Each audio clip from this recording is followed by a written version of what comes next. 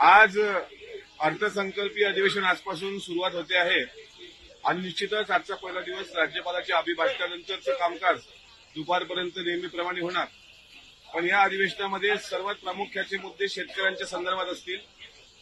दुसरी गोष्ट, अलीकडच्या काळात छत्रपती शिवाजी महाराज, महामानव डॉक्टर बाबासाहेब आंबेडकर, स्वराज्य रक्षक छत्रपती शंभूराजे यांच्याबद्दल गरळ ओकणारी जी एक प्रवृत्ती निर्माण झालेली आहे, त्या प्रवृत्तीला चाप लावण्याकरता मग तो राहुल सोलापूरकर असो किंवा काल बरळलेला प्रशांत कोरटकर असो, यांच्यावर महाराष्ट्र शासनाने कठोर कायदा करून यांच्यावर देशद्रोहासारखे गुन्हे दाखल करून यांना तात्काळ जेरबंद करावं. काल परवा इंद्रजित सावंतांना धमकी दिल्यानंतर काल कोरटकरने एक व्हिडिओ ट्विट करताना दिलगिरी व्यक्त न करता, माफी न मागता, एखादा चोर डल्ला टाकल्यानंतर जसा स्वतःला उजागर समजतो तशा प्रकारचं जे वर्तन केलं ते खपून घेतलं जाणार नाही. त्याला जरी वाटत असेल की मी मोबाईल जमा केला, माझा फॉरेन्सिक रिपोर्टमध्ये माझा आवाज नाही, पोलिसांनी ते सिद्ध केलेलं आहे की तो आवाज त्याचाच आहे. त्यामुळे अशा प्रकारे महापुरुषांचा अवमान करणाऱ्यांविरुद्ध एक कडक कायदा या शासनाने आणावा, याकरता मी स्वतः या संपूर्ण अधिवेशनाच्या कार्यकाळामध्ये माननीय मुख्यमंत्र्यांना विनंती करून असा कायदा पारित करण्याची विनंती करणार आहे. नव्हे तर अर्धा तास चर्चा मी त्यावर लावलेली आहे. दुसरी महत्वाची गोष्ट सांगण्याचं, काल राम गणेश गडकरी यांचं राजसन्यास नावाची कादंबरी जी आजही विक्रीला उपलब्ध आहे, थोरातांची कमळा हे पेंढारकरांचं नाटक आजही युट्यूबला दिसतं. यामधून छत्रपती संभाजी महाराजांची अत्यंत खालच्या पातळीवर बदनामी केल्या गेलेली आहे. अशी विकृत पुस्तकं, अशी विकृत नाटकं, जसं विकिपीडियावरून KRKनी एक ट्विट व्हायरल केलं होतं आणि विकिपीडियावर संभाजी महाराजांबद्दल चुकीचा इतिहास होता, तसा छत्रपती संभाजी महाराजांचा दैदिप्यमान इतिहास पाठ्यपुस्तकामध्ये यावा, चुकीचा इतिहास पसरवला जाऊ नये.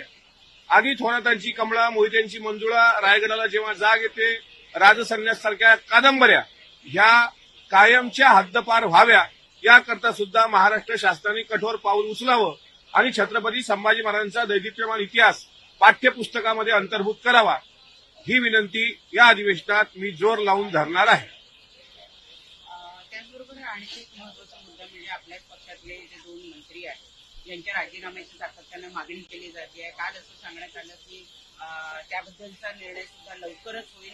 नैतिक अधोपतन असा शब्द वापरून कुठेतरी पाठराखण करण्याचा प्रयत्न केला पाहिजे. पाठराखण म्हणता येणार नाही. काल आपण बघितलं असेल, चहापानानंतर महाराष्ट्राचे मुख्यमंत्री आणि दोन्ही उपमुख्यमंत्री यांनी पत्रकार परिषद घेऊन धनंजय मुंडे साहेब असतील किंवा माणिकराव कोकाटे असतील यांच्या राजीनाम्याबाबत ज्यावेळेस भाष्य केलं गेलं, त्यावेळेस नैतिक अधपतन सिद्ध झाल्याशिवाय, म्हणजे त्यांचं दोषारोप सिद्ध झाल्याशिवाय राजीनामा घेण्याचा प्रश्न उद्भवत नाही, ही स्पष्ट भूमिका राष्ट्रवादी काँग्रेस पक्षाची आहे आणि त्यावर राष्ट्रीय अध्यक्ष आणि महाराष्ट्र सरकार योग्य तो निर्णय घेणार. 2 वर्षाच्या कार्यकाळासाठी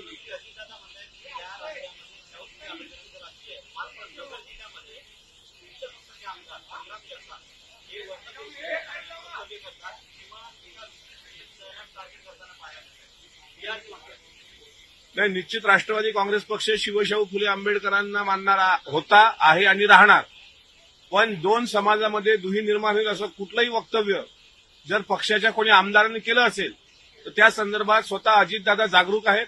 ते त्यांना योग्य ते समज देतील आणि मी त्यांचं वक्तव्य ऐकलं नसल्यामुळे त्यावर भाष्य योग्य वेळीच मी करणार. सोयाबीन मोठ्या प्रमाणावर खरेदी केला गेला नाही, त्यामुळे तो पडून राहिला.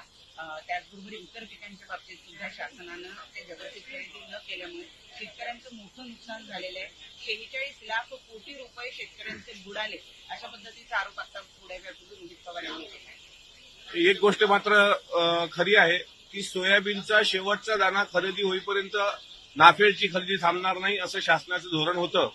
मात्र अजूनही लाखो टन सोयाबीन शेतकऱ्यांचं घरात पडलेलं आहे आणि या अधिवेशनामध्ये सोयाबीन खरेदीवर निर्णय होणार.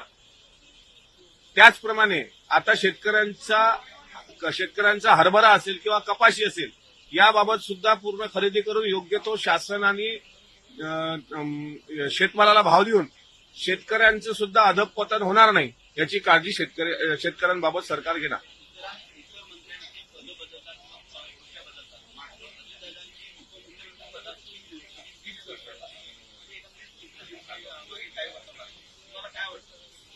नाही, पण त्यावर मुख्यमंत्र्यांनी उत्तर दिलंय की आमच्या खुर्च्या बदलत राहतात.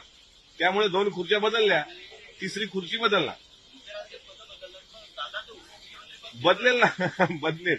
उपमुख्यमंत्री पदही बदलून पुढे ते पद बदलेल असं स्वतः देवेंद्र फडणवीस साहेबांनी सांगितलं. एकीकडे कोरटकरांचा मुद्दा तुम्ही लावून धरताय, म्हणजे दुसरीकडे संतोष देशमुख हत्याकांडाच्या बाबतीमध्ये मात्र आपली सारखी प्रतिक्रिया आत्ताच्या घडीला आजच्या दिवशी आलेली नाहीये. म्हणून विचारतीये की कुठेतरी असं दिसून येत आहे की वाल्मिक कराड हाच पहिला आरोपी आहे या सगळ्या प्रकरणातला, आणि आता कुठेतरी ते सीआयडीनं सुद्धा मान्य आहे. नाही, हे संतोष देशमुख हत्याकांड प्रकरणातला मुख्य आरोपी वाल्मिक अण्णा कराड असल्याचं, म्हणजे पहिला आरोपी हे कालपासून सिद्ध झालेलं आहे आणि पुढची कारवाई पोलीस करतच आहेत.